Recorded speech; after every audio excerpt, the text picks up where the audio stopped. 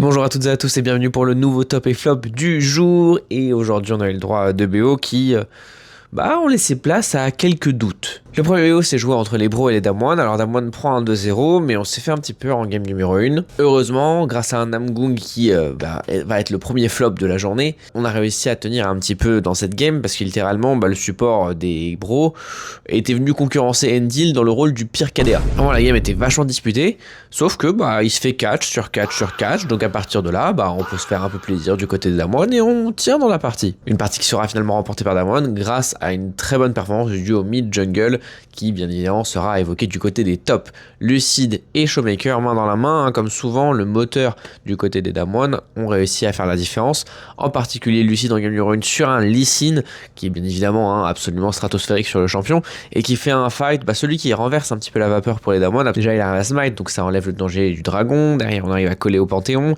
il arrive à esquiver l'ulti de Nico avec un dashback, puis après il arrive à trouver un flash sur le Panthéon qui sert à ses coéquipiers pour ensuite coller à la Nivea. Bref, c'était plutôt stylé, ouais. Du côté de Showmaker qui a récupéré son titre de MVP, une assez solide de Anivia, bien qu'on ait eu un smash qui a été quand même assez performant sur son Jhin. En plus de ça, il avait un montant de farm absolument ridicule. Mais bon, les ulti Tibur c'était bon, et en game numéro 2 avec Sahari, il a vraiment été un petit peu partout, donc il récupère un MVP assez bien mérité. Bon, et le deuxième BO, il s'est joué entre les Genji et les DNS, et bon, on a eu un 2-0 du côté des Genji, c'était facile, non? Ouais. Facile, ouais. C'est pas comme si c'était à pas très loin de se faire quand même avoir en game numéro 1, quoi. Alors que les DNS, c'est les bons derniers du classement. Et c'est les bons derniers du classement, quand même. Enfin, pour les flops, on va quand même parler de la performance globale des Genji, qui était clairement pas au niveau. En game 1, on a une game très lente. On est littéralement à 20 minutes de jeu à seulement 2k gold d'avance. On est certes dans une game relativement contrôlée, mais on n'a aucune confiance dans la manière dont on joue du côté des Genji brisés, avec une confiance qui est absente.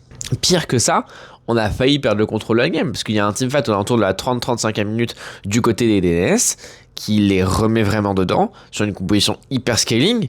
Heureusement que Chovy trouve des bons fights, un bon fight particulièrement avec son Azir, parce que ça a failli tourner au vinaigre. En game numéro 2, c'était un petit peu plus contrôlé, mais malgré tout, à 15 minutes de jeu, on est à 1k gold ennemi, à 20 minutes de jeu, on est à 2k gold, tu vois. J'ai un peu du mal à comprendre comment on peut être à ce point à côté de ses pompes du côté des Genji. Alors effectivement, c'est le spring. C'est le moment où tu peux tester des choses, tu peux évoluer, tu peux travailler sur la méta, sur la manière dont tu crées des choses sur la carte. À minima, on est très loin de la machine inarrêtable qu'ils étaient encore de cela il y a quelques mois. Sachant qu'on le rappelle, il n'y a pas eu de changement de roster. Pas top du côté de ce BO, les Genji méritent pas trop, ils ont fait le service minimum et encore c'était limite. Et bon voilà, en tant que bon fan T1, si je trouve un moyen de flame les Genji, je vais en profiter. C'est tout pour aujourd'hui, si le contenu vous a plu n'hésitez pas à vous abonner, et moi je vous dis tchuss et à demain pour une nouvelle vidéo.